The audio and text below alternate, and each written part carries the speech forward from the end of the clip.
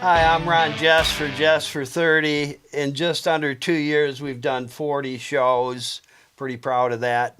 From day one, all of our shows, our podcasts are honoring veterans, charities, and foundations and working with all those people. And I want to welcome today a bass player, record producer, an award-winning songwriter.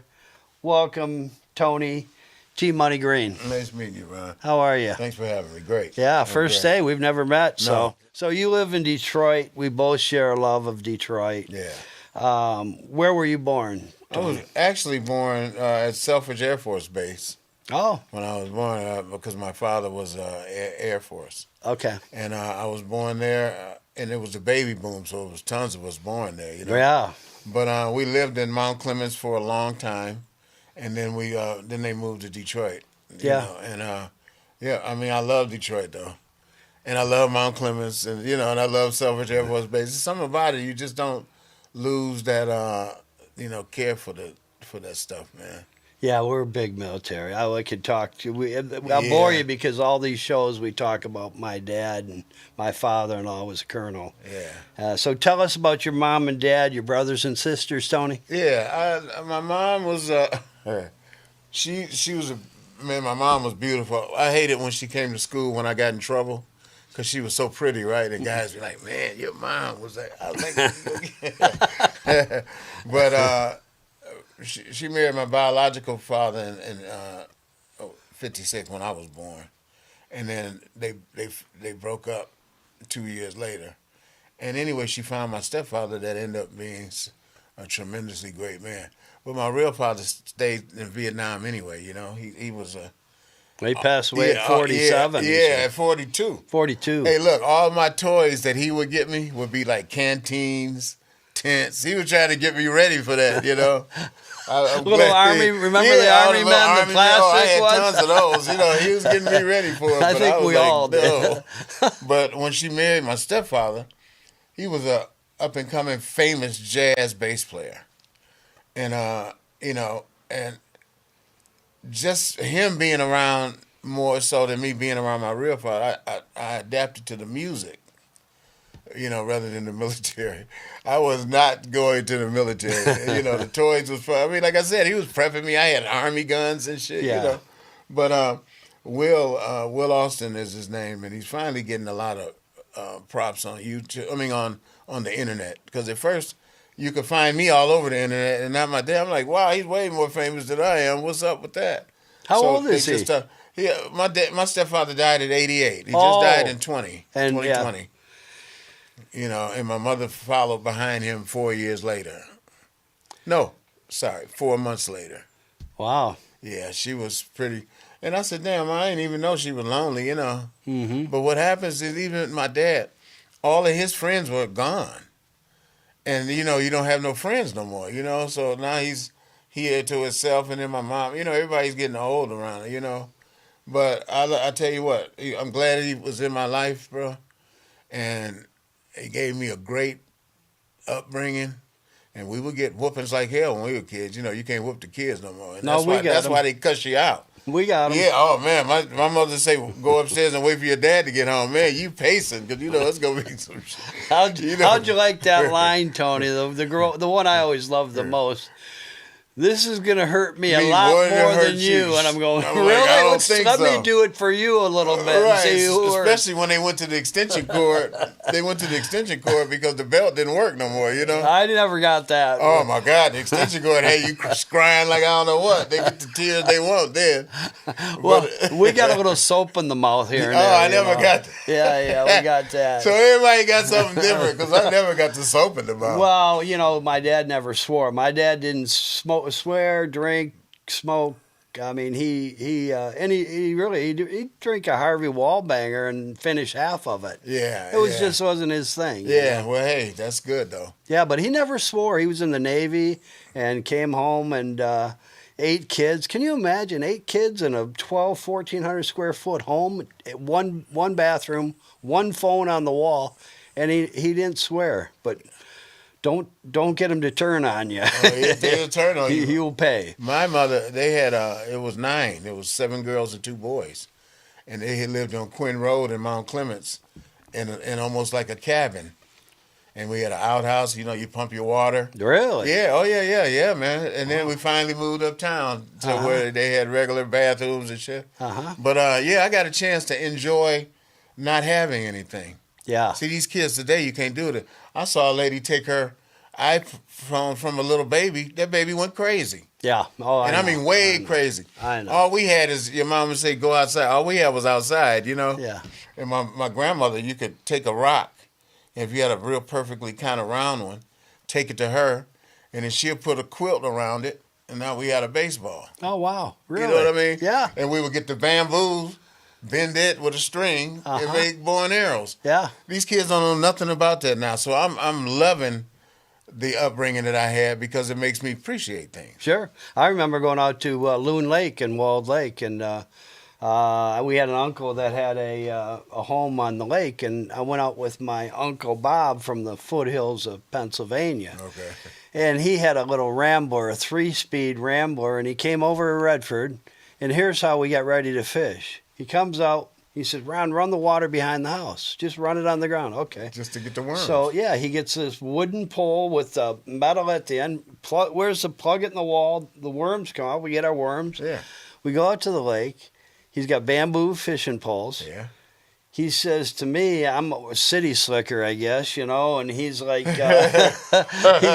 he said, okay, put those worms on the hook. So I'm doing that, and they're, you know, it's like they're crapping on you. It's sick. That dirt and stuff, and I'm trying to do it. And he goes, Ronnie, did you tie the anchor down? Well, the anchor was a Hills Brother coffee can with cement in it, where the rope was out, the rope. Right. So, yeah. So it's a windy day. Here's what happens. He throws it out, zoop, right to the bottom. Right. Oh, his Uncle Bob didn't swear a lot, but he was pissed. Yeah, wow. Because, we just floated to shore. Yeah. Kind of killed that fishing trip.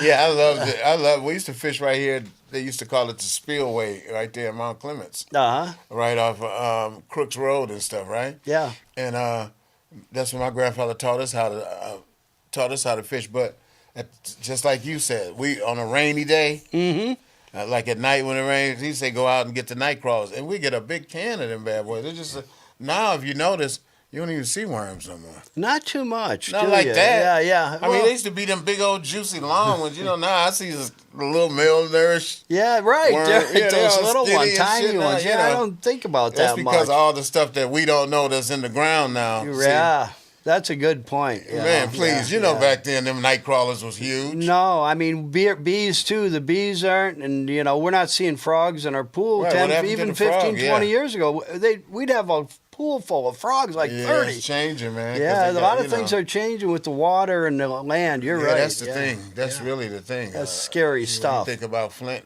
and the way that water was poisoned. Yeah, all of us got it. Yeah, that was a shame. I was. You already touched on it a little, but I just want to dig in a little deeper, Tony. Yeah. When did you begin and develop your really great love for music? Early on, when the Jacksons came out. Oh, yeah? When the Jackson 5 came out, come on, man. Yeah, everybody loved them. They're young. Mm-hmm. And then they performing. You got a little bitty. Michael was a baby back then, so he was good. In church. I grew up in church, so we had a group. We put our little 5-man group together, and we had one little guy, Stevie, that could sing like Michael, and then I would always be Jermaine. Really? Yeah, I liked his voice. I could sing his voice. Did you guys dance like that? Well, we couldn't really dance like that. That was the only thing we didn't have was the dance. But we did have a little harmonies because in church we could sing, Yeah. But that used to be fun. But the Jacksons is what got it going for me. Because like I said, my dad would be in the basement with a lot of the greats, Esther Phillips, Gloria Lynn, Sonny Stitt, all these big people. And that didn't really move me, but it was fun seeing everybody down there rehearsing. But it didn't hit me. But the Jacksons came out. Yeah. And then when I was a teenager, I went to a talent show. And there was a bass player like maybe 2 years older than me. And he was playing them songs, man. Yeah. If I was your woman, the bass say do do do do do do do do do do do do do do, and I was like, man. So my real father would call from Vietnam like once a month, and it was this Saturday on a Saturday, and it was his time to call the day after the talent show. And he called and he would say, and I would be out with my stepmother in Roseville, and he'd say, put Tony on the phone, and I get on the phone, and he would talk to me, and I'm like, hey, Dad, and he'd say, what you want me to tell your mama go buy? And I said, Daddy, I want to play bass. Oh. I said, I want a bass. How old were you? I was 14. Wow.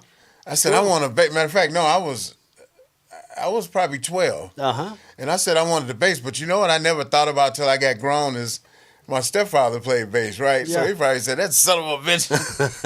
He's better than I am. Yeah. You know who we did? I mean, we obviously like the Jacksons, but I can tell you the Beatles. Oh, I mean, man, you the know, Beatles all the did.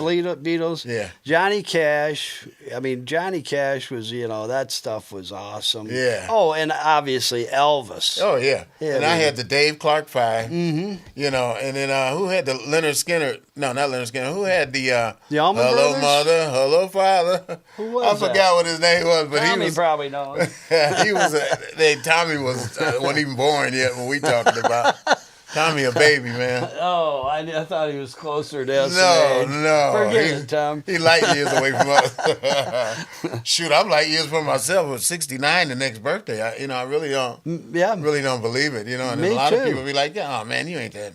You're four months older than me. Yeah, I mean, we're see, right I'm there. older than everybody I meet, man. Did you graduate in 75 then? 75. Matter of fact, the reunion is coming up.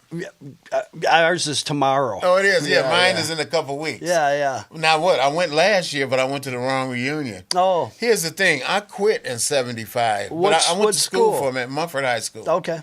I went during 75, but what happened was I got an audition for the group called the Dramatics. Nice. And they were huge, Yeah, right? yeah. And they were only 3 years in the making at that point. And, you know, the guys seen us play somewhere. One of the guys, Ron Banks, and this guy named LJ, the two main singers. And they were like, man, we wanted to play in the group, you know. But they said, well, we'll use your whole band. And I was like, well, let's do it. Uh-huh. But what it was taking a lot. They had a show coming up in a few weeks. And it was taking a lot longer to teach a whole band to show as opposed to one musician. Oh. Because they kept who they had already, even though their band was doing strikes on them and all kind of stuff. And just had me. Because I had to learn like 20 songs in a couple weeks. So they was like, Tony, we just need you, man. I was like, oh, no, I can't quit my band like Yeah. that. No. I said, no, I can't quit. And I said, plus, now that I think about it, my mom not going to let me go out of town with you guys anyway. You know, because the year before that, they wouldn't let me go somewhere. You were still in high school. Yeah, still in high school. Yeah. But so when the guy even asked my mom, I said, well, you got to come and ask my mom. After I finally decided to do it, because my band was hating on me, but when I heard I was gonna make $250 a week, Blue Cross Blue Shield, I didn't pay for anything but telephone calls. That's all I Nice. had to pay was for the phone, which got crazy because then you calling mama. And then you go down and check out. They be like, yes, you got $70 phone call. I'm like, $70? You know, so hey, once I said, yeah, I said, well, you got to come ask my mother. And when he asked my mother, he said, ma'am, and they told her what they would be making, I would be making. My mother was like, well, take him. He ain't doing shit in school. Oh, really? Yeah, so I was able to leave school because I really hated school, man, after a while. Things we were learning. First of all, they came up with names for stuff after I gone, dyslexic, things like that. Oh, you didn't hear about all that stuff. ADHD and all You know, this but I stuff, had yeah. probably dyslexic. I mean, I could look at the board, and it just was like blurry. You know, it just wasn't. It didn't mean anything to me. Is that would you go backwards? You turn things. Is that what that is? Yeah. And so she said, take him. He ain't doing shit at school anyway. So that started me at 17 on the road with one of the biggest. That turned out to be the biggest thing in my life, man. I played with everybody, Lionel Richie. You know, we seen Stevie Wonder. You know, the Dramatics was opening up for big, giant groups. That's awesome. know, You met man, all those guys. Yeah, I did, man. I did. I had a ball, too, man. Yeah. Dressing room, you go to meet these people that you've been seeing on TV, you know. Lionel Richie's still doing it. Oh, man, look, the Commodores were great. And he's still writing music. Oh and, yeah. He was writing all of those songs back then. The Commodores was something else, man. Yeah, he really was a big man in We Are the World. Yeah, That song nice. doesn't, I don't hear it much anymore, but how they pulled all that off was. Yeah, because attitudes and shit. Egos. I mean, you had Bob Dylan in there. He just him by himself's like he's on the moon, you know. Right. He was. I watched him in that when they rehearsed on it. His eyes. He's just kind of looking around. He wasn't really singing for a lot of it. Right. Yeah. But Bob Dylan, you know. I mean, but looking around that, he probably was appreciating seeing stuff. You know, you start seeing all these people, man. Mike, you got Michael Jackson, Stevie Wonder, Lionel Richie, Tina Turner, Diana Ross. I mean, it just goes on and on. Well, they brought that one girl in there, Cyndi Lauper, and she's screaming, freaking people out. And even her part turned out to be cool. nice. Yeah. And Bruce Springsteen was there. Yeah, his part turned out to be pretty cool. You know, you just had to appreciate the styles that. They didn't make her sing like somebody else. Yeah. They let her sing like she sings. And that's how she sings everything. I mean, she's crazy, man, but she's good, though. She is pretty good. Want to have fun. I seen her in concert. Did you? Yeah, she was in concert with this other group that I went to see, but... I never want to see her. That's screaming. No, she was really good in concert. She holds your attention. So your artists, some of your mentors you already talked about, was there like one person that like impacted you really early? I mean that, or say after that first time on the road, one person that you followed, or you just got it from everybody? I just got it from everybody, but it was one guy in high school. Watching him play, I wanted to play like he played. His name was Ben Atkins, right? Yeah. And Ben, he treats you like shit, man. I mean, he hated me. I mean, he didn't hate me. Yeah. But he was just so good that I can't waste my time talking to this guy. Oh. You know, and Ben went on to play with the Jacksons. I seen him at Pine Knob with the Jacksons. Then he went on to play with Al Jarreau. Nice. You know, and he was good. But then I got with the Dramatics, and I would see him. And I had to learn how to talk shit, man. You got to know how to, you know, he knew how to talk. And I had a guy that would get in my ear and say, Tony, tell him, you know, how what you're doing. You know. You couldn't play with us. But I talk to him now on a regular basis. He has a lot of seizures now, so he's not playing. But he's got 6 bases. And, you know, and I talk to him. And it surprises him that I talk to him and give him all this credit. Because Ben Atkins is who I wanted to be watching him play. Yeah. You know, and I couldn't play nowhere near as good as him. But then, so later I get really good, right? And these guys are like, you know, when I say, man, if it wasn't for you, I wouldn't be playing, man. You know, Reggie McBride was the guy who was at the talent show. I told him one year I met him out there. He used to play with Elton John. Really? I said, man, if it wasn't for you, man, I wouldn't have. He was like, man, the good as you play, don't run that crap by me. They didn't want to believe it, you know. And I'm playing upside down, too, you know. Yeah, Jimi Hendrix style, you say. Hendrix messed me up. Because I thought that's how you play, man. Because he was like my idol, right? I'm really watching. Are you left-handed, too? I'm right-handed. Oh, okay, but he was left-handed. Yeah, and the thing is, I didn't know he changed his strings. I don't change my strings. I pick that guitar up over there and just turn it over and play, right? And my dad caught me one day, and he was like, what you doing with my bass? And I said, well, Daddy, I'm thinking about trying to play bass. And he was like, well, you playing it backwards. You'll never play like that. Put my bass down. Yeah. And after that, when your dad, especially your stepfather, say you'll never do something, you're like, I'm going to show him. Yeah, because I already knew 6 songs. You know what I mean? How you going to say I never... I knew 6 Jimi Hendrix songs, man. What you mean I'll never play like that? Well, even what he did at Woodstock, you know, the national anthem was really cool. He owned that the way he did it. Yeah, my dad didn't know nothing about that. All he knew was I had the bass upside down and put it up. Mm-hmm. It took his friends, who were all jazz teachers at Northwestern, to say, Will, leave him alone. Just see how he turned out. He said there's no right or wrong way to play. And he didn't like it, but he said, okay, we'll see. So after you start hanging up gold records and shit and getting royalties, he's like, I'm glad you didn't listen to me. I said, you know, that's honest. I said, well, I'm glad I didn't listen to you either. Well, I mean, yeah, you and I mean, we grew up, I've got a great love for Detroit, and the times at Belle Isle, and I Yeah. just name a couple: Tiger Yeah. Stadium, Greektown, Fox Fisher Theater, Lindell AC was fun. I know Sports Bar, but Yeah. Eastern Market, the Rensa, Mexican Village. Oh. There's some places in Detroit, and we go all everywhere. I mean, if there's something good going on, we saw who was it? Right hand man of Motown down at the Fox last year, Not Barry. Smokey Oh, Robinson. Smokey, yeah. Yeah, I mean, we saw Tim Allen and Smokey Robinson. Oh, And okay. one time I was going to walk out, we saw Bruce Springsteen at the Fox, and there was a paper like the Detroit News. There was a strike going on. Okay. Well, he acted like he was a member, and he was depressed. all in it, yeah. He was singing this ode to Bill Jordan, this depressing. I get up, we walked to the center, and I was just ready to say something because it was so quiet. It was depressing. He was by himself Yeah. with the guitar. Oh, yeah, not even band. Just him. Oh, Bruce Springsteen. I don't know about that. He's irritating. He's still irritating with all his political stuff that nobody wants to hear. Nobody wants I to hear don't that care what you think or Yeah. Robert De Niro. I don't know. Who cares what you Yeah, think, because you man? can't change nothing anyway. So Yeah. you have to just run with the punches. Let it play itself out anyway. Yeah, but your love of Detroit though. Man. Anything special that? Well, I moved to Cali for 18 years. Oh. Yeah, really? because I got married and she was living in Cali before she came and married me, and so I ended up going back with her. My wife at the time, Simone, I could with the dramatics. It was three of us that lived in Cali, and everybody else was in Detroit. So we would fly from Cali into Detroit for rehearsal, and then we would go on the road.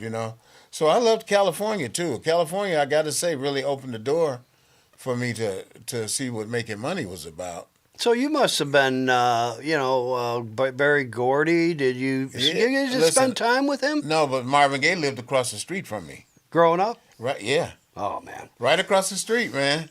If I had to pick a song, it might sound strange for me to say this to you. Yeah. If someone said, "Well, you're gonna die in 5 minutes," I'd say, I'd say play "What's Going On." Marvin a great Gaye. song, man. Oh God, Marvin that was so listen. cool. Marvin used to throw the football to us on the side of his house, right? Yeah. And he always had His dad come out too. I mean, No, evidently. back then it was just him and Anna Gordy lived there. Oh, okay. And they had little Marvin. He was a little baby. Oh, okay. And he would really, take time to play with us and stuff. Yeah. We seen him do the photo shoot to what's going on in his backyard. Really? With that black coat on with the raindrops. Yeah. You're That kidding. was, yeah, man. And so one day he was gonna let us play for him.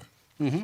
Me and my guitar player. So we went over there, left our guitars and amps, because we're gonna play after we see the Jacksons, because they're coming on TV, and we'll come back and play for you. So he's like, all right. So we go home, and that's when the Jacksons did that Going Back to Indiana, and they did that Marvin Gaye song, Walk On. They did that. What's that? How's that Indiana? I don't want to go back. Yeah, no, they had Going Back to Indiana. I But don't look, want to go there. I right. think. Yeah, I'll tell you, they were so good that we went back to Marvin. We was like, look, we gonna practice a little more, and then we'll come back. We took our shit out of there. Did you? He was a really, really, really nice guy, man. And when they moved, everybody went to California. Mm-hmm. He was living there when they moved. So he just upped and they left, right? Yeah. When they came to clean that house out, man, you should have seen it was all this velvet furniture and, all this 60s type furniture. Yeah. Just all on the street like that. I remember we went and took a couple lamps Did you? and everything. Yeah, because it was just there, until they came and threw it away. It wasn't there to take to Cali. Well, that was too bad with him how he It's died. sad. I mean, Really drugs sad. is- Oh, was that kind of that Yeah, really oh kind my God, of? yeah, he was a cocaine addict, man. Yeah. Oh, yeah. That. And then he loved his mom. I didn't really know. I know his dad and him had some Yeah, he issues. loved his mom, and his dad used to fuss at the mom a lot. Oh. And he would get in the middle and shit like that, So, and I don't blame him. I'm a mama's boy too, but luckily my stepfather treated her great. They had one argument that we were asleep. When I woke up, I could tell that something wasn't right. Yeah. And my mom was in bed looking all crazy. And but luckily we didn't, hear it, Yeah. So, but him being in the middle of seeing his parents fight and everything like that, and then his dad killed him, man. Yeah, You shot him. see you a little guy and somebody charging you, a big guy. You And know what he's- else you gonna do? Yeah, he was protecting himself. Yeah. Did he go to protect jail himself. for that? Nope. Yeah, probably self-defense. Yeah, I it was guess, self-defense. Probably psychiatric too. Like Yeah.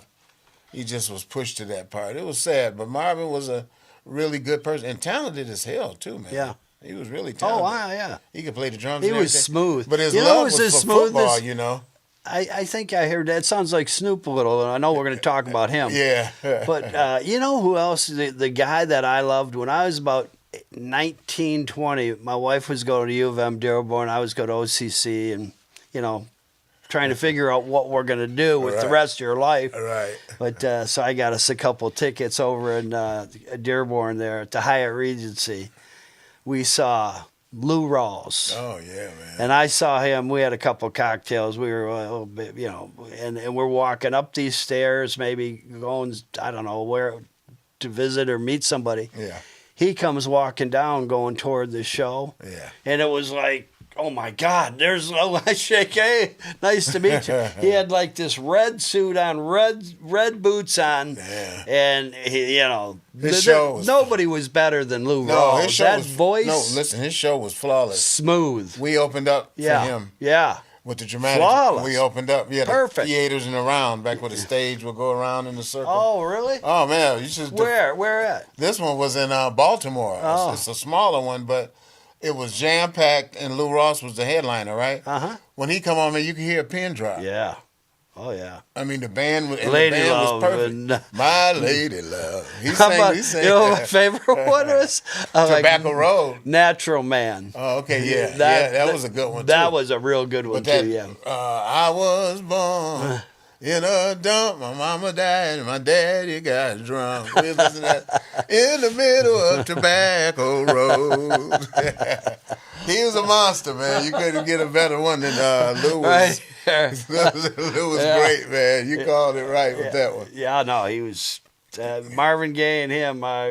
They got to be. Yeah, they're up near 10. Yeah, there you go. They're in the top. I agree with you on that, man. Yeah, that Fun to was- watch, entertaining. Yeah. Oh man, he can. And like I said, his show was flawless. The people would be quiet as hell, and then when he finished the song, clap like hell. Yeah, Then yeah. the next song, it was quiet. Oh, yeah. I said, wow, they got a lot of respect for Lou Rawls. He had that Sinatra thing about him. There was a presence, and like you said, you Yeah. could hear a pin drop. Yeah, and man. I always regretted not going to see Frank Sinatra. There's that guy. Yeah, man. I'm close friends with the closest guy he had probably in Michigan, Okay. Peter Giannopoulos. Okay, I Remember heard that last Giannopoulos's? name. Yeah, they were Yeah, at yeah. Farmington and 12 Mile. Okay.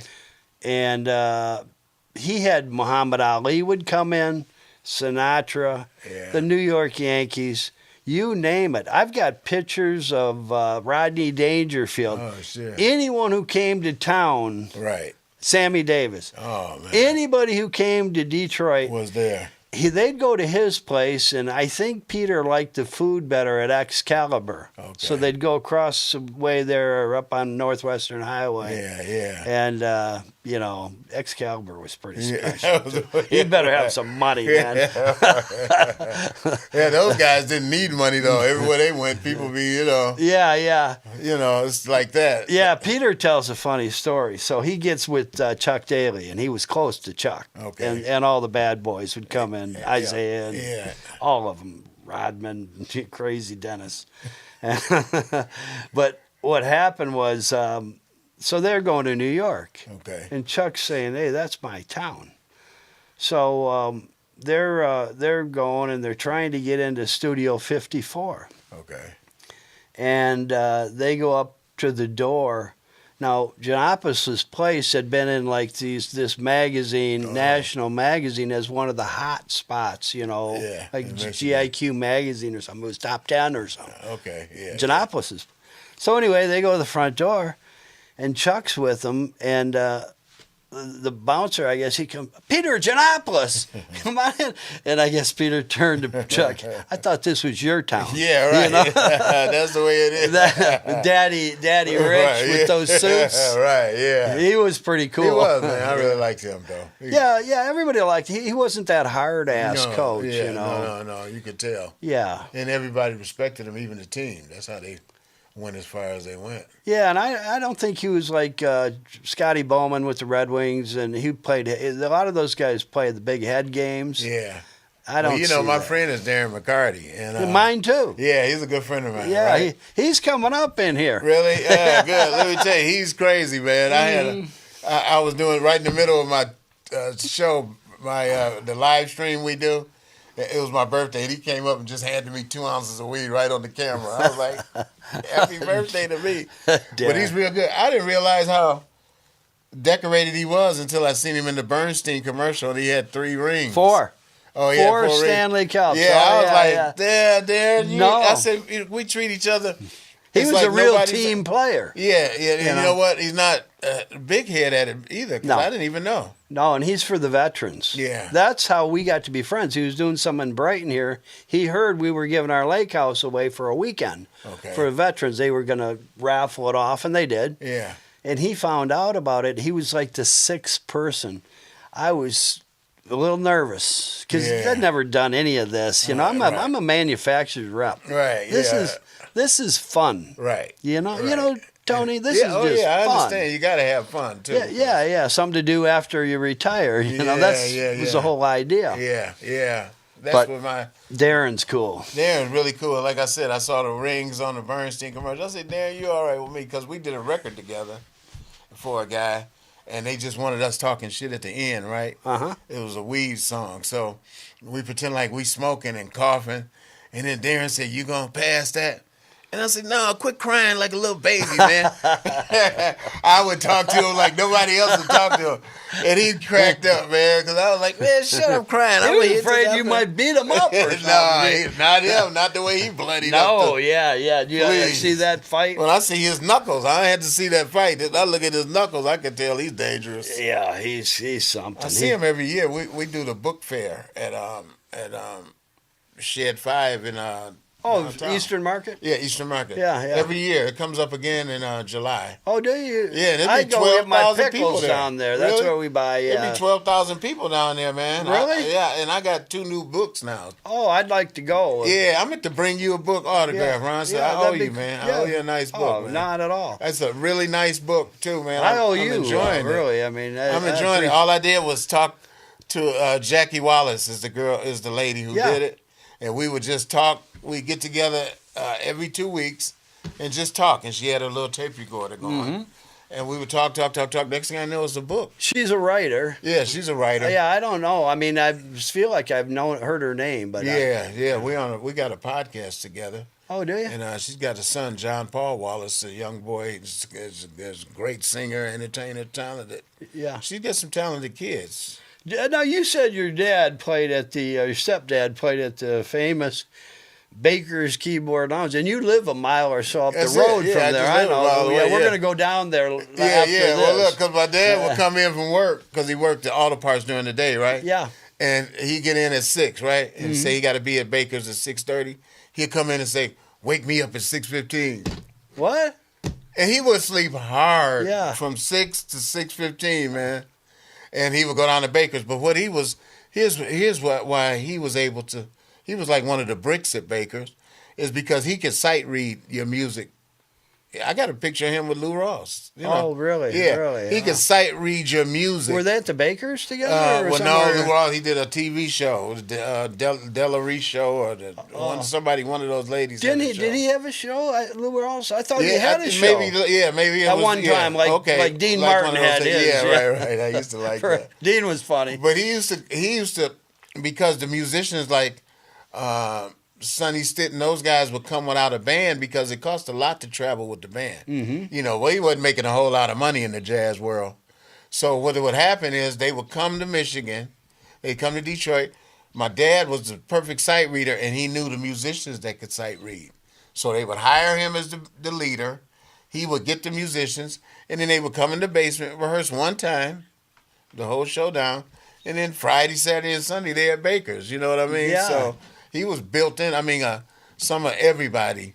Well, he's played with everybody. We used to go as kids down at the rehearsal, you know, sit there. I gave him a tribute before he died at Baker's. Did you? And I got mad at the Baker's because they put a karaoke right like an hour before his show was supposed to happen. And I said, how could you do me like this, man? That's all you talking about. Did everybody leave or something? No, what it was, he said, well, the phone wasn't ringing off the hook. I said, well, I never told people to call. I just told them to come out. We having a tribute. Mm-hmm. It was jam-packed later, right? Nice. And then the guys was like, hey, if you ever want to do something in here. I was like, man, I wouldn't do shit in here.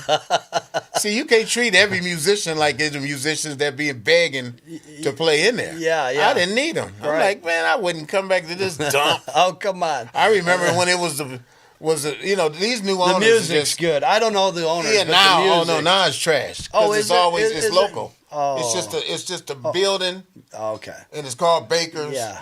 But you got two guys that's running it. Anybody can play in there. Yeah. You know, Yeah, back when I that's- was a kid, and then as small as Baker's is, you wonder how did they even accommodate? I mean, how do you pay? You know, these top name people, and your place only hold like 150. Yeah. I don't know. You know, things, we always, a lot of times you like to look back and say, hey, things were better. And that's, But what crazy. I do like is downtown has made a comeback. Oh, yeah. When I was a kid, we'd be at the Fox Theater, you know, with the Yeah. Longhorn movies, with the ships. We'd come out with our fake sword, fighting sword. You know, Godzilla Yeah. popped up at the Fox, yeah, you know what I yeah, mean? And yeah. we Godzilla this and Godzilla that. And then it was a ghost town. Mm-hmm. And I mean, you know, a tumbleweed would just roll over your feet after, you know, for a long period of time. Yeah, yeah, it was. It was dead. I mean, a long period of time. Yeah. And then all of a sudden, then you get a Dan Gilbert in there, Mm-hmm. and he's really making a difference. Yeah, yeah. It's beautiful down Yeah, there. and I got him on here to talk about later is, you know, let's face it, love him or hate him, you know, Mike Dugan's a legend. Yeah. This guy, what I like about him, Tony, Yeah. is I never, ever, ever, ever hear anyone bring up a race factor. Oh, yeah. No. And you know what? He's just a guy. Yeah. He's a smart guy. Yeah, you know, yeah, he he was is a smart, yeah. DMC and he's a Catholic Central grad. He's okay, he's going to yeah. be our next governor probably. Yeah. He's already got it figured out. He said, Right, yeah. if I get 20% of the moderates in the Republican and I get 20% of the moderates in the Democrat, Right. I'm running as independent. I'll be the next governor. Yeah. He's smart. Yeah, yeah. And people, and that's why they like him. He's helped Detroit, and, Yeah. Oh, and yeah, he's yeah. a likable, smooth Likable guy. talking Yeah. guy. He is. He is. But And yeah, to let Dan Gilbert come in and run things. I mean, downtown, I mean, it's beautiful now. it is, yeah. You know, when I love, you know, when people come in from out of town and I got places I can take them. Yeah, nice You restaurants. know, you go eh? down to Woodward. If I go from Woodward from 7 miles down, right? Yeah. By the time you get close, now you can see Google is down there. You know, you get all these different things are down there. Well, by the time you get to L.A. City, I mean, what is the arena? Yeah, Little Caesars Arena. That whole little area is like New York almost. Yeah, yeah, it's classy. Yeah, it's Very really. And then now they classy. got the new big building that's they put up. Yeah, put what up is the that, Sears anyway? building. They call it. I mean, the Hudson's. Hudson. Oh, yeah, yeah. that's New Hudson's building. Is it mostly condos and things? I Well, it's suppose, going to be or- that kind of thing Yeah. set up, but it's high rise. You know what I mean? The Renson they got a little trouble with because I don't think they know what to do with it. Yeah. The Renson, they should probably tear a couple of them down.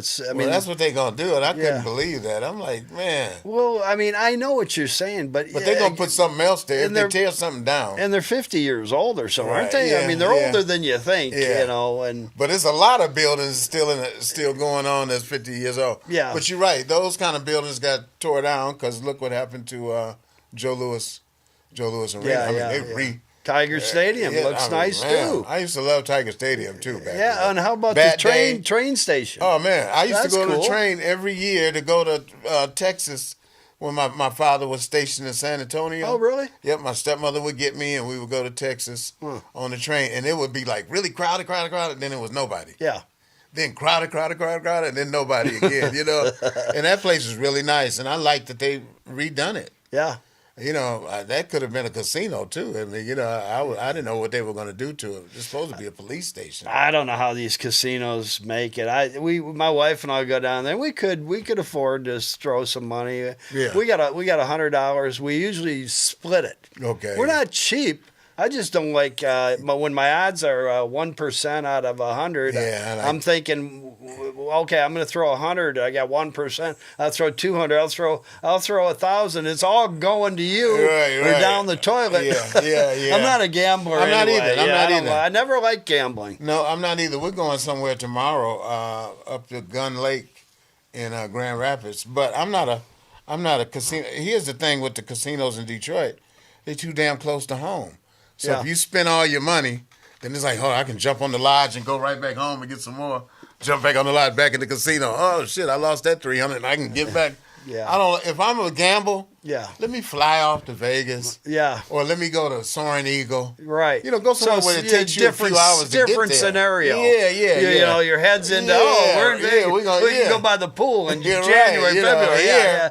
Here it's like strictly gamble, you know. Oh, shit. Hey, Tony, I got to do this real quick. Okay. And it'd be just because we have to do this. Yeah. You know, you have an old friend, Tommy Kozup. Yeah. And you guys have been friends for a long time. And I've recently got to be friends with Tommy, and I think he's just cool. He's just cool. Yeah, he really And where'd you guys meet and how? We're at his home and a beautiful studio. Louis Lee plays here. You play here. Man, we've been rehearsing here way before Louis Lee came. Yeah. We'll get Louis to him Lee's later. a newcomer. He is, but he's doing pretty good. Oh, yeah. I like that too. But I mean, this nice. has been like the rehearsal place for our band for years now. Yeah. And Ever since Tommy, he got you guys in met where? Me and Tommy met. What happened? He was the roadie for a band that a band called Buddha Full of Rhymes. He was like the roadie for those guys. Mm-hmm. But then I heard he was a drummer, and he played. Then I heard him play, and then it was cool. But what happened is I was signed to a label called Westbound Records, and they wanted to do like a video documentary type thing. And Tommy got hired because one of the Buddha was like, Tommy can do it. And I stayed at Tommy's place for a few days, and we did that whole doc and got it good. And he was really cool. And then he was there. He could play drums even though he was there roadie. And I was like, well, shit, I'm going to start a band. You could be in the band with me, you know. What year was this? This was maybe 2004 or something, huh? Yeah. Yeah, 21 years ago. Yeah. That's what I mean. The time has flown. I've been man. knowing Tommy a lifetime now.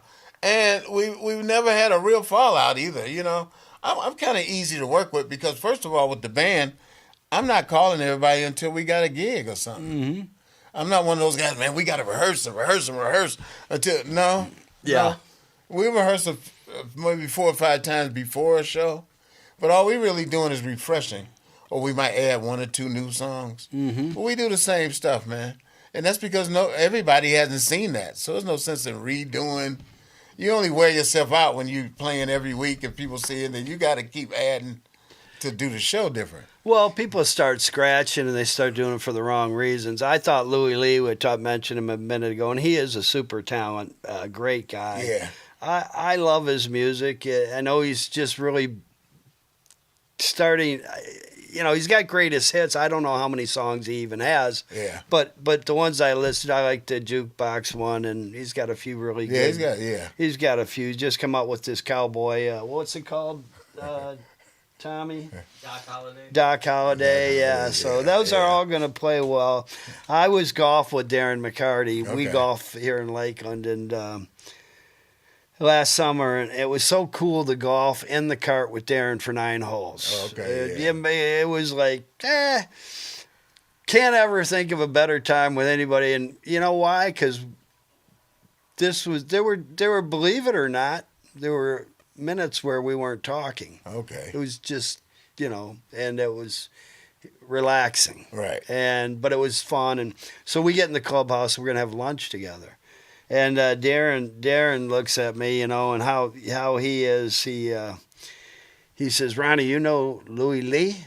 And he's like staring like a hole through me, right. Intense, very intense. Okay, I go, yeah, I've heard some of his songs. Yeah.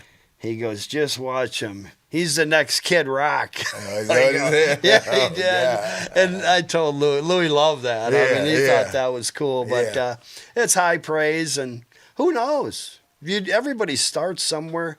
He's got a real passion for what he's doing. And it shows. I've seen him rehearse in here. Yeah.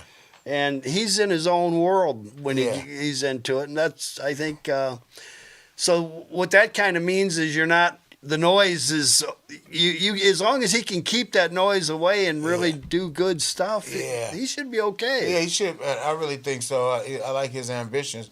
You know, I can tell he's very ambitious. The thing is, the music business, you can be the greatest in the world and never get a break. Yeah. Yeah. That's what's sad. And a lot of times I used to question, and you know, you can't question God, but I used to question, how did I know a guy that's like 20 times better than me. How come he's not working and I'm getting all of this? Yeah.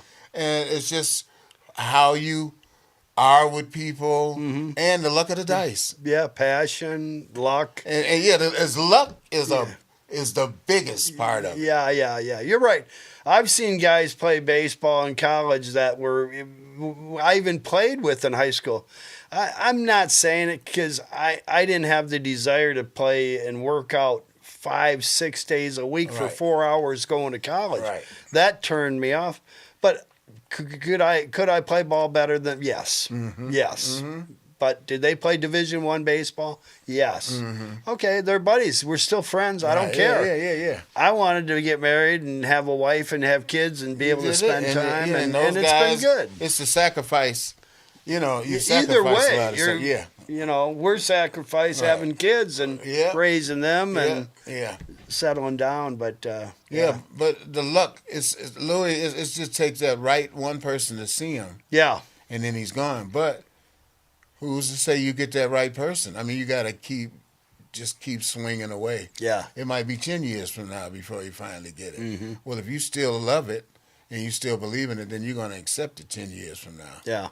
You know, how I ended up getting to break 2 years after I just started playing. You know, like, wow, that's some crazy stuff. Well, that's that saying, too, though. The harder you work, the luckier you get. Yeah. Too. You still have to work. Oh, yeah, you did. I was down for it. Like rehearsing, I used to love to rehearse. We could rehearse every day. Back when I was a kid, I loved it. Well, people said that about Charles Woodson. They said, well, he's a natural. That interception he had against Michigan State when he was 15 feet in the air, pulling it down on the sidelines. And, you know, then you talk to people who were around him and stuff, and they say, no, that guy worked hard. He was God-given talent, So you can have God-given talent, but somebody's got to see it. Yeah. You know, and if you believe in yourself, you'll keep doing it. Well, we're going to do a couple more of these shows, and I appreciate you coming on, Tony. But June 21st, we've got Brighton Country Boots, Beats, and Eats right on Main Street. They cut Grand River off so people can walk up. And that's nice. Louis Lee and a bunch of them are there. Louis performing there? Yeah, and that's June 21st. I just want to plug the other one, August 3rd, same thing. What was that guy's name? Kenny Olson. Kenny Olson's going to be with him at Charlevoix Castle Farms, August 3rd. Yeah, I love Kenny's a nice laid back guy, man. Is he? You said he used to party a little bit. Yeah, he used to party hardy. But now he's really like laid back, man. And you know, you can't hardly hear Kenny talk sometimes. You be like, what'd you say? He talks kind of low, you know. Oh, does he? Yeah, but he was a really nice guy though, man. And like I said, Louis, when I met him, you know, all these guys is really respectful. I really like that because they know what I've done. I mean, my name is on hundreds of records, you know. Yeah. And I'm still just me. I don't act any different. Yeah. And that's why I tell people around me, look, if I'm not tripping and acting like an asshole, then you can't do it. Yeah. You ain't good doing nothing. Advice, you know. Yeah, I'm like, you haven't even been nowhere near it. I've been in sales for 35 years, a national sales manager, owned my own company, manufacturer's rep. Big deal. I'm a baggy pant peddler. That's what I do. It's a fun term. I'm just a baggy. That's what I got from an old guy at church. Right. But beyond that, I'll say to my 3 kids, 2 of them are in sales. Listen, number 101 sales. Yeah. You treat the sweeper and the president the same. Same way. You know, I mean, it's stuff like that. Yeah. Those are good lessons. You never know who's the next guy coming up. No. Right. It happens. Because it could be the bum, right? Next thing you know, bam, he knew some shit that we didn't know he knew. Yeah. And now he's big time. Yeah. And he's going to remember how you treated him. That's right. When he was down. That's why I treat everybody. When people see me, they finally got their act together and stuff, it's like, T, you never did treat me different, man. Mm-hmm. I said, no, who am I to be treating you different? Whether I got a break or not, it didn't matter. Yeah. I got the break because I knew how to treat people. That was it. Right. It's understandable. That's the whole thing. You don't get it. If you don't know how to act, you just don't get it. So Tony, any favorite cities? Chicago, Cleveland, San Francisco, New Orleans. You've been to, but I've been to every city. Every city. Any one or two that you say. I I love Chicago. Besides LA, I got to tell you what stands out about Chicago with me. Yeah. Is back when I would play there with the Dramatics in 75, 76, 77. Chicago was damn near the size of Detroit. I mean, the skylines was the same. Chicago's like a baby New York now. Oh, yeah. I mean, big-ass buildings all over the place. I remember when it wasn't like that. It wasn't like that when I first came and got a passport back in 85. Oh, yeah, you'd have to, some of them. Yeah, you'd have to go all the way to Chicago to get your passport. Yeah, now you downtown now Detroit. You go right downtown, right. But when you used to go to Chicago, you get off the bus, and catch a little cab and go right down to that building to get it. But now, man, the buildings are skyrocketed all over. I mean, it looked like a baby New York. Yeah. When you're driving on the freeway, coming around that coming around that thing. Like John Ryan or Tom right Ryan, then you get kind of lightheaded because it's big buildings on that whole water area now, man. I remember when it wasn't like that. Yeah, it's beautiful. So and I love Chicago. I had a girlfriend in Chicago. You go to the little redheaded piano bar. No, I didn't know. No, then they had the green room. Oh, okay. You probably went in the green room. You can't talk in there. Right. I was at a buddy was talking, and they weren't going to serve them. Right. And then Buddy Guy's place. Okay, yeah. Well, I know I liked it just because, so when I met my girlfriend, I didn't know when I told her, I said, when I get off the road, I'm going to come catch the Greyhound and come see you. And she said, okay. Well, I got all dialed up, looking really nice. Dialed up? You don't get dialed up. Look, I had an ultra suede coat on. So hold on. She lived in the Cabrini Greens where you get killed for that. No. I remember I was walking through the thing with her. You're on the south side of Chicago. Guys was looking at me like, that's a steak. Oh. She said, you shouldn't have been dressed like this. So, I had my clothes. You had some chains hanging out. No, it wasn't chains. It wasn't popular there. Otherwise, I probably would have got snatched because I would have had a few. But I had to change, man. She made me change into my, the lowest looking clothes I could get because I came too clean. I was wanting to impress her, Yeah. She was like, I got to get you out of here. Yeah. I'm in the ghetto, man. Yeah. But I'll never forget Chicago for that, and I'll never forget how I used to have to go down there to get a passport. Chicago's fun, man. We used to go to the Drake Hotel. And Drake. I remember staying at the Drake. McCormick. You'd go there for that prime rib. And, it was Howard Johnson. McCormick. Yeah. We stayed at Howard Johnson. That was right off the lake. Yeah, I know where that was. Yeah. I had a buddy staying there one night. We picked him up. The other place, we got real familiar. We had to move for work down to Cleveland, and my wife taught a Catholic school, so she could always get a job. Yeah. I went down there as a salesman for the first time outside in Cleveland. Okay. And the Flats. Oh. We saw Bob Dylan down there right on the water, and we saw Pat Daly. He was J.P. McCarthy's buddy. He in the summertime he played at Put-in Bay. In the wintertime, he played at Sloppy Joe's in the Keys. Do you think this guy wasn't good? He's dead now, but he drank a lot of that wine up on the islands there, the Catawba wine they always drank, and he'd have 2, 3, 4 bottles while he was playing. Hey, that sounds like me and Tommy. Is that right, Tom? Yeah, listen, Tommy. We would get the jug. You know the jug that's at the grocery store it's got dust on it and shit? It sits on the floor. It's the Lancers? Jug, Lancers or something. Yeah, we would get that and bring it and drink that whole thing during rehearsal with ice, man. It tastes so good. Yeah. Then after rehearsal, man, you just drunk as hell.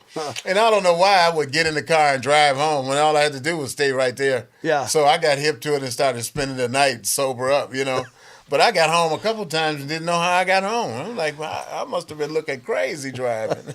Well, Tony T. Money just led himself right into the purgatory here. There's my 1 year coin here for 1 year sober. And I got this last week or so. This is 2 year. Wow. Those are the Al-Anon Club here. That's in what they Brighton. give you, huh? Yeah, and it's like, you know what I'm going to say? Thanks to God, I stopped drinking May 28th of 23. Yeah. Just over 2 years ago.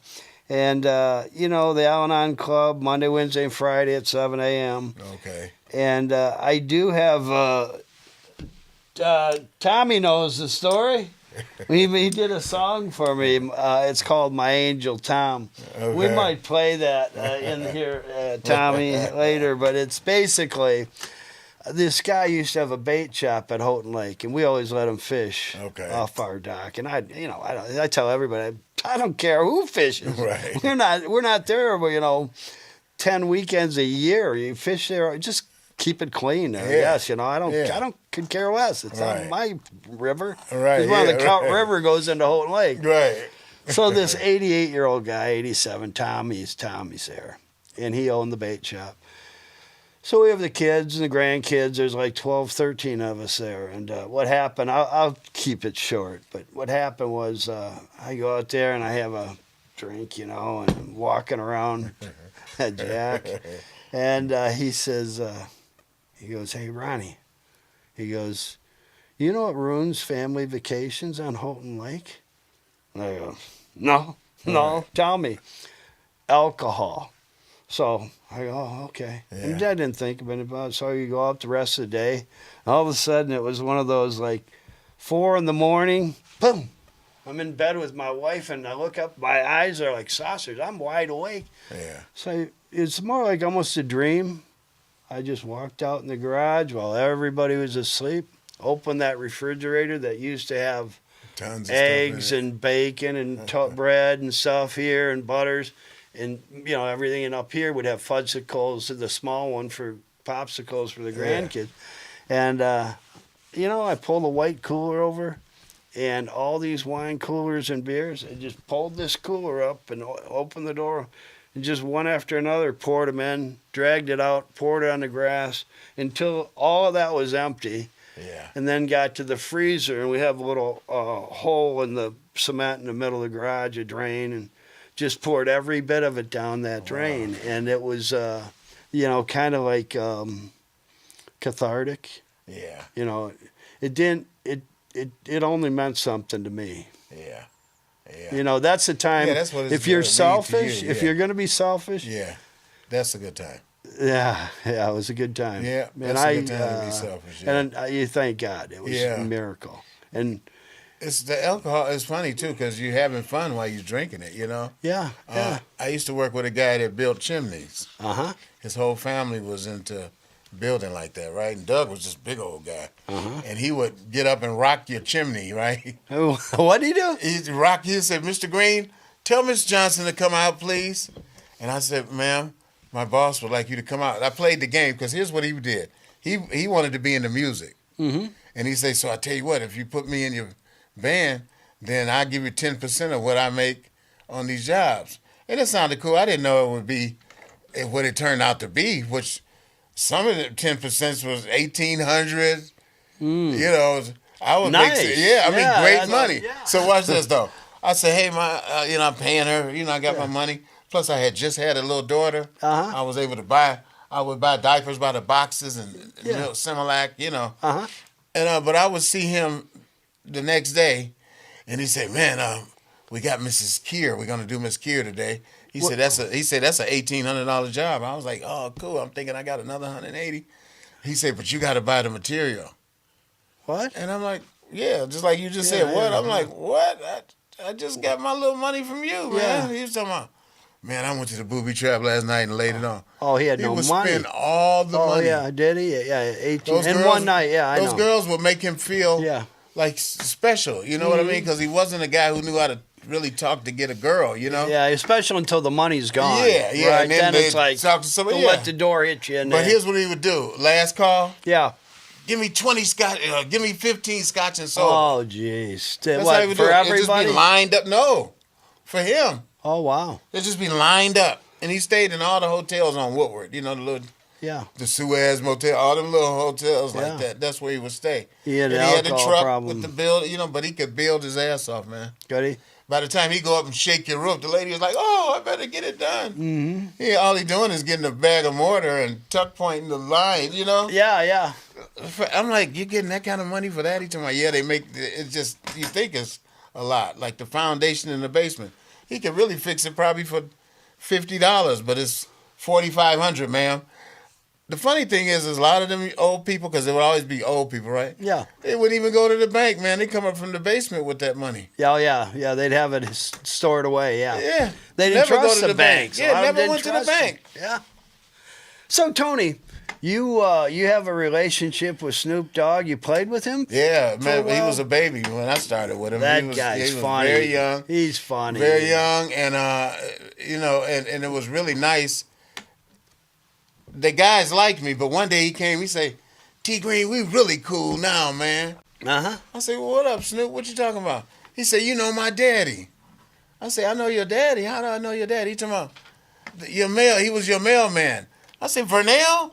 He said, "Yeah, that's my daddy." Yeah, and I'm glad. Was he from Detroit? Yeah, he was. Yeah. Snoop didn't grow up in Detroit. He didn't grow up. He grew up in Cali with the mama. Oh. But they had, the daddy lived in Detroit. So, yeah, he's got some Detroit in him. He's got a lot of Detroit in him. Okay, No, he's got Detroit in him. I didn't know that. Oh, yeah. And so he was like, my daddy. And I said, "Vernell, that's your daddy?" He said, "Yeah." So that made us even really cooler, Yeah. But I was just glad because I was thinking, what if I had fell out years ago with Vernell? Yeah. And then the story would have been different. Yeah, right. So that's what I do like, that I would manage to have. Nobody will have a bad thing to really say about me when it come down to it. Even if we fell out, it wouldn't be. You kind of just walk away. Yeah, but Vernell was my postman, and he told Snoop. Oh, he said, "I know Tony Green." He said, "I used to give him his royalty checks because I would say, 'Do I got one, Vernell?' He said, 'You got one.'" Was he funny? Was he funny Yeah, like Snoop too? Yeah, real nice guy, Was man. he? Yeah. Oh man, really crazy. He just got crazier when Snoop turned into the big time. He started partying hard. And then he got the big head now and shit like that. I'm like, Vernell, get out of here. But, does he still live in Detroit, the old man? He moved to Atlanta. Oh, okay. Yeah, but Snoop, Snoop was taking care of him for a while. Then Snoop was like, y'all got to take care of yourself too, Yeah. But moms, I can understand. Take care of moms forever. Yeah. I was a mama's boy. My mama the ASCAP check would come. She said, "Tony," I'd call. I said, "Hey, ma, how you doing?" She say, "We got a check today." I said, "We did?" She said, "Yeah." I say, "Open it up. Let's see how much it is." And she would open it up. And she said, "Oh, this is $600." And I'm like, "You can keep that one, ma." Yeah. You can keep that one. She's like, "For real?" I said, "Yeah, keep that, ma." Next 3 weeks later, and this is when you got a hit record that's playing. So them checks are rolling in like I don't know what. Oh, Just that's nice. Radio play money. She said, "We got a check again today." I said, "Really?" "Open it up, ma. How much is it?" She said, "Oh, this was $1,800. I said, "I'll be right there." Where does this radio money come from? ASCAP. It's called ASCAP, the American Society of Composers. They Authors, watch and out Publishers. for you guys a little bit. Yeah. Well, what happens? The radio stations have to report what they're playing. Okay. And then they can only play from a playlist. Yeah. How you hear radio and it's playing the same stuff? Mm-hmm. Well, that's why. Oh. And I just happen to be blessed with 2 hit songs. Brian Haas was a manager for Darren McCarty. You've met Brian before. Yeah, I did. He's from South Lyon, and he said he had this relationship with Snoop too. They did a lot of stuff at one time. I don't know. Yeah, Snoop. But I love that guy. Hell of a guy, man. Hell of a guy. Yeah. And like I said, I was with him at young, to see him young and what he's turned into. Yeah. And he's just smart. likes. I brought a group called the Dramatics to him, which made his project bigger. Because adults was like, the Dramatics, why they on that rap shit? But they liked the Dramatics, so they listened to it. Next thing you know, they liking Snoop, I brought George Clinton. Oh, wow. I brought him because me and George did a song together in 1980. I've been knowing George a long time. Oh, wow. And the song that we did has been sampled maybe by 15 different people, so I still get money from all these different entities. That's nice. I got a check one time, and it was for $4,500, right? Yeah. And it said, headbangers. And I was like, Really? I didn't write no song called Headbangers, but just got my name on this shit. I was cashing it. Right. I said, I know what I do. I cash it at the grocery store. Uh-huh. You know. But then I said, let me call this company and let them know. Yeah, who they and are. I told them, I said, I called Westman. I said, I got a check from you guys. I never wrote a song called Headbangers. And then she said, well, hold on, Tony. And then she came back. She said, oh, that was sampled by this rap group. Called the Headbangers. The song was Headbangers. Yeah. And it was like, yeah, so that's your... I was like... Nice. Great. Yeah. You know what I mean? I love you. sample. And that record has been sampled maybe by 15 different rap artists. Nice. So I always get money from that, you know? Yeah. So I've just enjoyed living off of that. And then I finally turned old enough to get Social Security. Mm-hmm. And I'm enjoying that, you know. And just the fact that I'm able to be around, and still the new book I have that's out is a workbook where kids can actually look in it and not make the mistakes that I made. You know? Great. It'll tell you, yeah. Make sure you ask for such and such. Yeah, ahead of time. Yeah, because I didn't do any of that. Yeah. You know, even when I met Dr. Dre at the first start, mm-hmm. and he had his song playing, which was the #1 song, and I walked in and the song was playing without bass, you know? Mm-hmm. He said, so you hip to this song? I said, yeah, I'm hip. I said, I didn't learn it yet, but I can learn it, man. He told me, no, I want to hear what you might have played. Man, I played like 12 bass lines right quick. He was like, stop, I got to have you right now, man. Really? I was like, damn. He said, so how much? And I would have been like, look, how about $50 every time we get together? Mm-hmm. And if he started frowning, I'd be like, $40. Yeah, you know? And he's frowning because I'm going too low, you know? He said, and then I just, something in my head for the first time said, just shut up. Yeah. I sell myself. He said, I can pay you $700 a week. Yeah. Making bass lines to my beats. I said, nice. $700 a week? And that shit ended up turning into $2,000 a week. I mean, it turned into anything because you're bringing in the dramatics, George Clinton. All the musicians was from Detroit that I brought in. Yeah, well, we had a guy on. He came on with Darren McCarty around the same time. Peter Dante, okay, quarterback and Waterboy, Adam Sandler's buddy, and he made a big point because he's a musician, an actor, and an author. Yeah. But he made a really big point to say, hey, if you're hiring people, musicians, pay them. Right. Pay the people for their work. Right. You know, I was just thinking. I wanted to say to you because we're like few months apart. Right. Years, leave it going like months, right? Right. Oh yeah. I mean, that's kind of the way it feels. Every time you look around, it's just something. It's just speeding right on. Oh, it's speeding right on by. So you going to your class reunion? Yeah, 50 years. Yeah, I got mine coming up. 50 years. My wife and I are going together. We graduated together from St. Agatha. Oh, okay. Well, you know, wives gonna go anyway, just in case you run into that old girlfriend. Don't start with that. Well, I ran into a couple of my own ones when I was glad my wife was with me. Well, I'm going to say this just because Michelle looks great. My wife, she takes care of herself. She's have her hair done. She gets her nose done, her pedicure. She does all this stuff, and she stays in good shape. She weighs about 120 some pounds. Oh yeah, 125. she's in good shape. Yeah, great shape. Yeah, and she's always running 15 to 20,000 steps a day. I mean, she keeps track of that. I mean, wow. I got to get on the lazy boy just watching her go by. But the thing about her, she said yesterday, we kind of weren't going to go.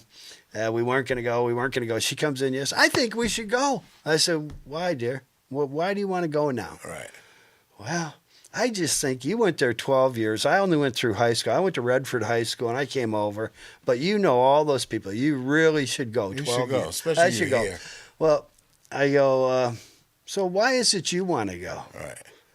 Well, I'm going to go get a really pretty nice outfit to wear to the... There you go. So arm candy. Yeah, that's a lot to do with it. Tony. Yeah, there you go. But any final thoughts? Really, how'd you like to be remembered when it's all said and done, Tony? If all said and done, that the guy that helped people, and he cheated himself to help somebody else get along. You know, it didn't matter. If I liked you, then we're gonna do it. And if I didn't know you, I'm gonna treat you like I know you. Mm-hmm. A lot of times people walk up and be, hey, Tony, such and such, my lady is standing right here and all that, and then she'll say, who was that? I was like, I don't know. She said, wow, but you was talking to him like you know him. I said, well, that's how you do it. That's you know how what I mean? do So, too. Yeah, same. so yeah, any last thoughts, I would hope that they said, you know, that he really looked out. And he was a hell of a musician. Yeah. That's all they got to say for me. That's great. I'm pretty good. Everything else is in between is cool. All right, it's pickle time. We've got Tony T Money Green ready to. Check it Hey, out. listen, you got to rate him 1 to 10. Okay. That's the deal. Okay, you got it. I'm gonna have one too.